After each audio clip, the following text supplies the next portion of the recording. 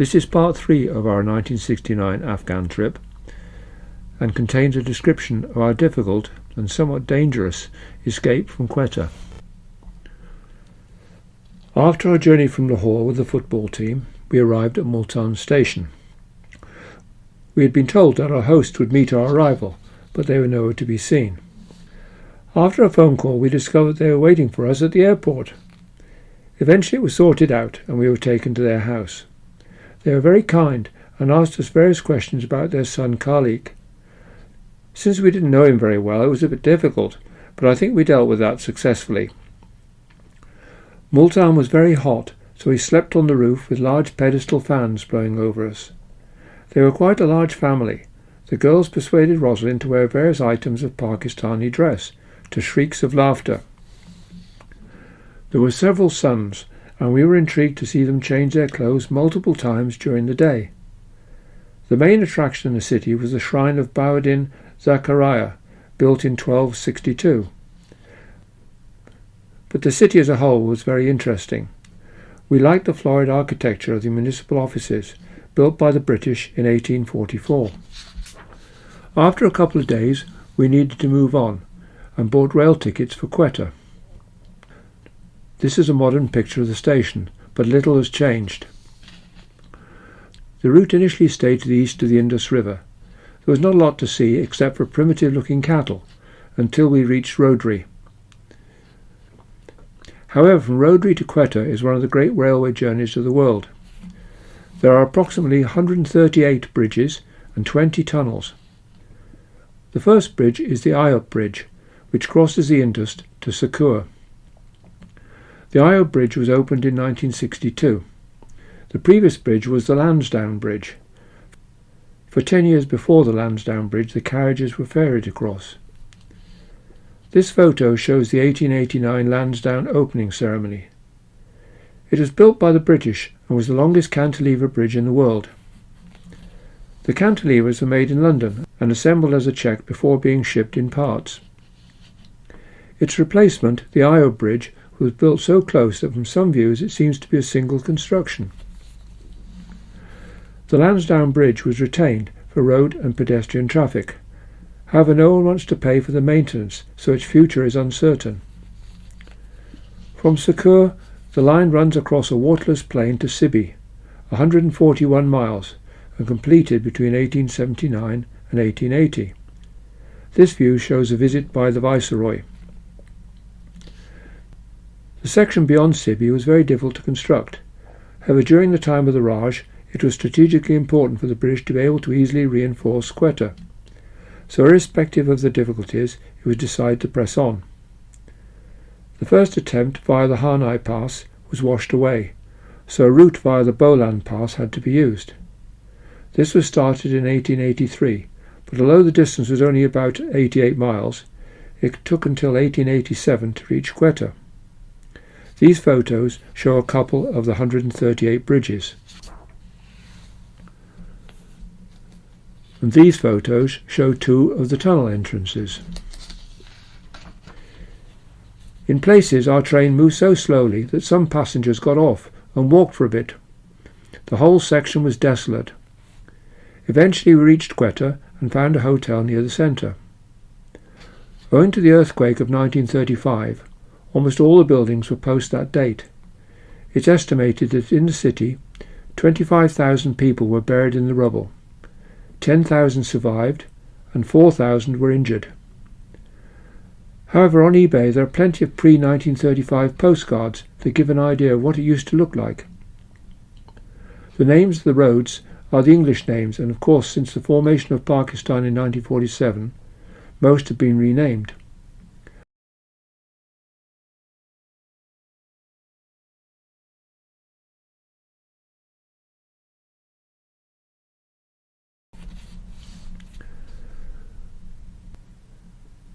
There were rumours that the Zaidan route into Tehran was still closed due to cholera in Pakistan. The journey from Quetta to the border at Zaidan was about 450 miles, and the trains were slow, very hot and infrequent, so we needed to be sure before attempting it. We thought that the Iranian consulate would be the best source of reliable information, so went to see the consul.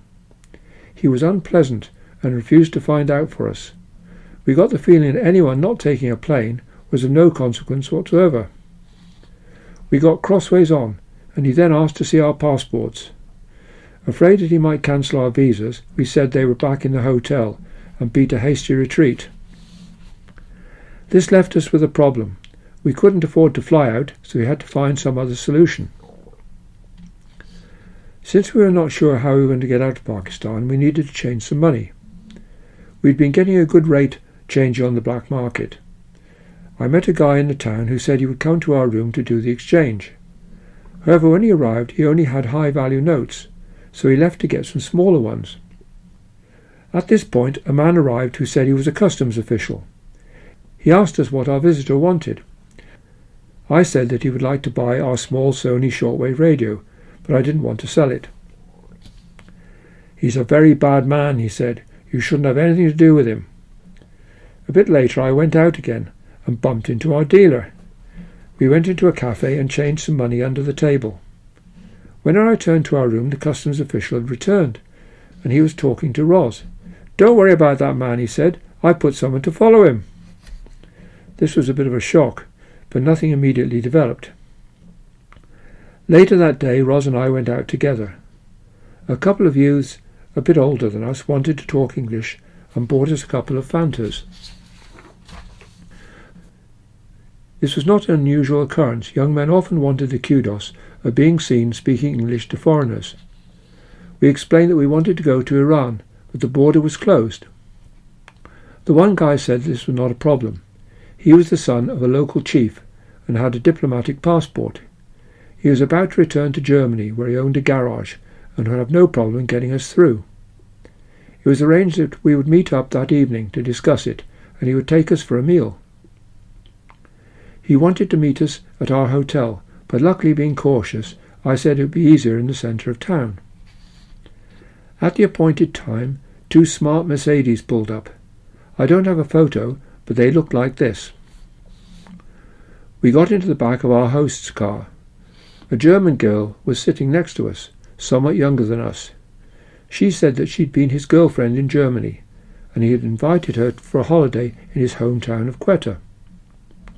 Her parents didn't want her to go, but she thought it would be exciting and was insistent. When they arrived in Quetta, he changed, and during the day left her with his mother, while he went out with his friends, only taking her out the odd evening. She said that he kept promising to go back to Germany, but never went. To make matters worse, the mother didn't speak German, and was unkind to her. The cars drew up in front of the Café China, and we all got out. I'd heard of this establishment, and knew that it was very smart. While writing this commentary, I looked it up on the internet. It still exists, and this photo shows it protected by 2 armed guards. Given the present situation in Pakistan, no doubt a sensible precaution. Anyway, back to the story. A 3rd Mercedes arrived, and our host took us across to meet the occupant. "This is my friend. He's a smuggler," he said. A podgy guy in the back gave us a smile, displaying a full set of gold teeth. At his side was his bodyguard, with a nickel-plated submachine gun on his lap. I knew a bit about guns and recognised it as a World War II MP40, a serious weapon. Suddenly there was a change of plan. "Let's go to the Quetta Club," they said. I'd read about the Quetta Club. At the time of the Raj, it had been the centre of the social whirl, an attractive building set in beautiful lawns. And after the 1935 earthquake, the British used it as a communications centre for the rescue work. These modern photos show pretty much how it looked in 1969, although the trees on the lawns in front of the club were not present then, nor were the flower pots. We sat at one of several tables spaced out on the lawns, and drinks were brought. The other friends were introduced. One was the son of the chief of police, another a hunter who took rich clients on expeditions in the nearby hills. The other 4 were layabout sons of other influential people in the town, but I can't remember their details. They proceeded to get very drunk. An army officer from one of the nearby tables came across and politely asked if he could buy their visitors a drink. Our host stood up. "I can afford to buy my friends a drink," he said. He took out his wallet and flashed its contents in front of the officer's face. It was gross. Sensibly, the officer apologised and retreated. The conversation then turned to the Second World War. Many Pathans had fought bravely for the Allies, but others had supported Germany. After all, Germany had never invaded Afghanistan. In addition, the Durand Line of 1893, which defined the border between British India and Afghanistan, although it was accepted with minor modifications by Pakistan, has never been accepted by any Afghan administration since that 1947 date, since it divides Pathan ethnic areas. They persisted in trying to aggressively needle me. For some time Ros and I had been pouring our drinks into the grass. Unfortunately, the guy next to me then noticed. "You're not a man if you can't take a drink," he said, and things started to take a nasty turn. "You'd better watch out," said the girl. Ros said she needed to visit the toilets, and I said I also needed them. We walked through the main doors into the vestibule. When we came out of the toilets, we were amused to discover that each of us had helped ourselves to a toilet roll, like gold in Quetta. We decided to make an escape and started running down the drive to the main road. If we thought that would be the end of it, we were gravely mistaken. It was a great loss of face to our host, and in Pakistan that was of immense importance. There were shouts, and then the party started running for their cars. We had a head start and reached the road before the cars roared into life. After a short distance we struck off left onto a scrubby, undeveloped area and lay flat. Later it was turned into a golf course. They roared on past. Immediately we got up and started running again parallel to the road. Realizing they must have overshot us, they came back and we lay flat again. What followed was a sort of cat and mouse episode, which went on for about a quarter of an hour. Eventually they sped off in the direction of Quetta. We could see the lights of Quetta in the distance and kept going. However, we reached some houses which were defended by dogs. A single car approached from the Quetta direction. We took a chance. It scattered the dogs enough for us to get past. Ros was having trouble with her feet. She had bought some sandals in a Peshawar market, and the points of small nails were poking up into the foot areas. A bit further on we got into some sort of military cantonment zone, trimmed grass verges and hydrangea bushes. It was martial law at the time, so when we saw people coming we hid behind the bushes. Eventually we reached the station. Looking at modern maps, I think we must have walked via the Jinnah Road and then crossed to the Lytton Road. I knew the way back to the hotel from the station, so we set off. Unfortunately we heard the cars again. They hadn't given up, but had decided to catch us in the town. There wasn't much cover, but they swept by without seeing us. When we reached the hotel, it was shut up for the night.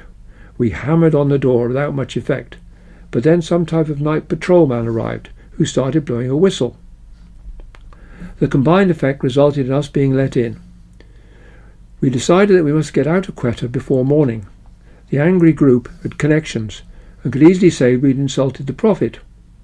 In Pakistan, that could result in one being beaten to death. In addition, there was still some risk from the money-changing episode. We paid our bill and headed off for a bus station that we'd identified before. There was a small bus going to Chaman, close to the Afghan border. Luckily, because of the difficulties of the Baluchistan route, as a precaution we'd arranged transit visas for Afghanistan. As the bus pulled out, Ros spotted the two Mercedes arriving again. They were obviously still extremely angry and still looking for us, but we ducked down out of sight and were undetected. At Chaman, the formalities went okay, but that was not Afghanistan. There was a no-man's land between Chaman and Spin Boldak, the first settlement in Afghanistan. Small boys were offering to take people across on bicycles, but we decided to walk. Spin Boldak was a one-horse town without the horse. Just a few rough stone buildings, not even arranged as a street. However, eventually a small bus arrived.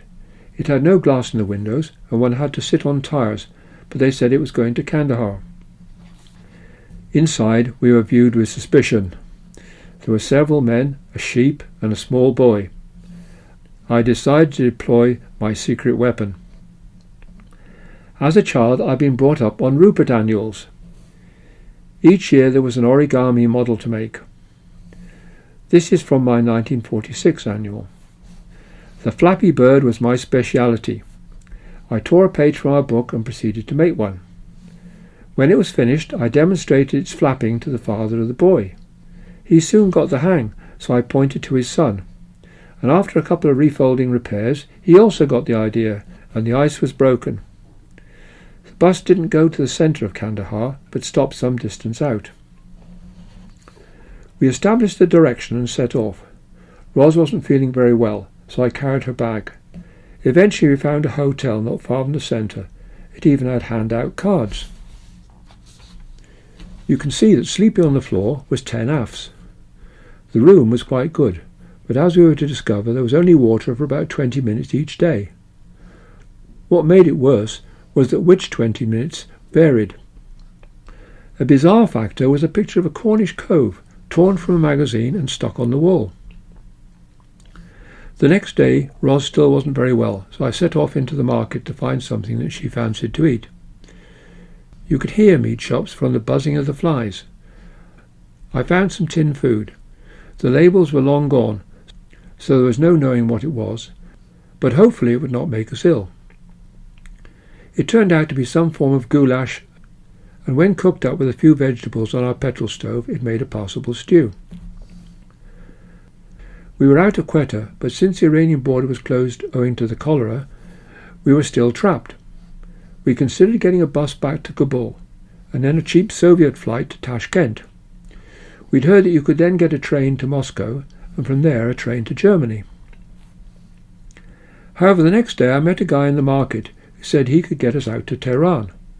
I thought we've heard this before, but the guy seemed quite genuine. We couldn't afford a standard flight to Tehran, but the guy said he was the representative for Afghan Airways and knew all the pilots. He said he could arrange that for a few US dollars, paid directly to the pilot, we could join a flight. The following day, Ros was feeling better, so we went to our new friend's office to hear more. The office was quite small, but it had a generator and a good two-way radio. There was a daily Boeing 727 flight from Kabul to Tehran.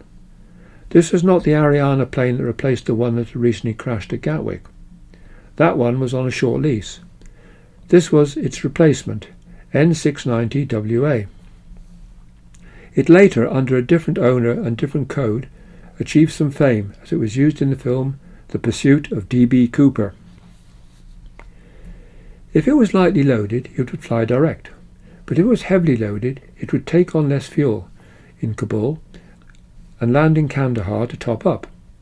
However, there was a catch. Since the flight from Kabul to Kandahar was short, we would have to go to Kandahar airport each day to see if it would land. We decided it was our best bet. The first two attempts were aborted, but on the third, it was on. Our rucksacks were loaded onto the plane. The airport didn't operate normally, so we had to go out via a luggage chute. On the plane there were no seats for us, so we had to sit on the floor next to the toilet. To avoid difficulties before we reached Tehran, we were given genuine tickets, which showed a cost of 887 Afs, £4.96 English. Passports and customs went okay, but we were told that owing to the cholera we would have to go into quarantine for a couple of days. Everyone was issued with a tetracycline tablet. Years before I'd had a reaction to tetracycline when given it for an embolism, so I palmed mine and later put it down the toilet. The accommodation was in dormitories, and we were told that we would be released on a Saturday morning. That was a problem. We knew that there was a weekly bus to Turkey, and it left very early Saturday morning. We decided to break out. Once it was dark, we met up and left the building through a window. Mehrabad Airport was part civil and part military. There was a fence and a patrol. We dodged the patrol and followed the fence. Eventually we found a spot where we could crawl underneath. The walk to the bus station was about 8 miles, but elated by our World War II type escape, we struck out. At the bus station we were told that the bus was full. Come again next week. I was not going to let this stop us. Apart from the bus, if we were still in Tehran in the morning, absconding from quarantine could have led to trouble. If I could bribe an airline, surely I could bribe a bus driver. I managed to track him down, and with snatches of Farsi, Turkish and English, offered him some American dollars. We agreed on a sum, but he said that our rucksacks would have to go in the luggage department straight away. It was a risk, but I'd arranged that he would get half the sum immediately, and the other half when he picked us up round the corner. He was true to his word, but as with the aircraft, we had to sit on the floor next to the toilet. At Kazvin, some people got off, so we had seats for the rest of the journey. When we reached Tabriz, we were told that for some reason the bus would not be going any further. We got a hotel for the night, but on the following day reached Erzurum in Turkey by a series of small buses. To celebrate our escape, we walked up to the citadel and had a samovar of tea. We spent another night at the Lale Palace and planned our next move. The decision was to go by bus to Sivas to have a good look at its Islamic architecture. However, when we passed this way before, we took a more generally interesting route, so I will continue with that route.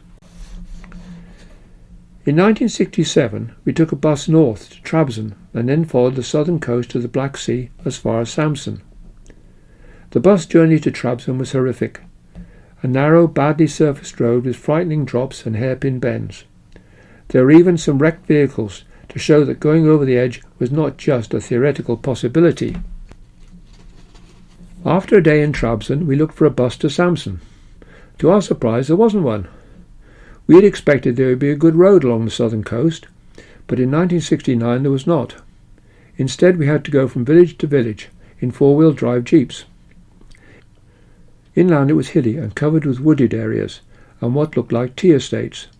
Seaward it was quite attractive. In 2024, looking on the internet, I can see there's now a fast road. When we got to Samsun, we thought there was a cargo ship in the port.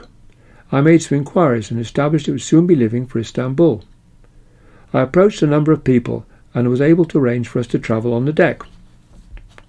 We were not the only people with this idea. On board, wandering about, I saw a small group examining something in a bag. It was obviously a delicacy for the voyage. The ship set out, but as it became dark, it also became very cold. We slipped through a door and found a room with carpets on the floor. Apparently it was where the crew said their prayers. It was warm, but the smell was awful. The rest of the night was spent up and down between the two discomforts. The following day we had a good view as the ship sailed down the Bosphorus. Eventually it tied up at the customs quay, and we walked back across the Galata Bridge. Istanbul felt like home. In the hotel, when you turned on the tap, water came out. On the train home, the scenery gradually became green again, and even the puffy feet didn't seem that bad. That was the end of our Afghanistan trip, and the escape from Quetta was merely a tale to tell.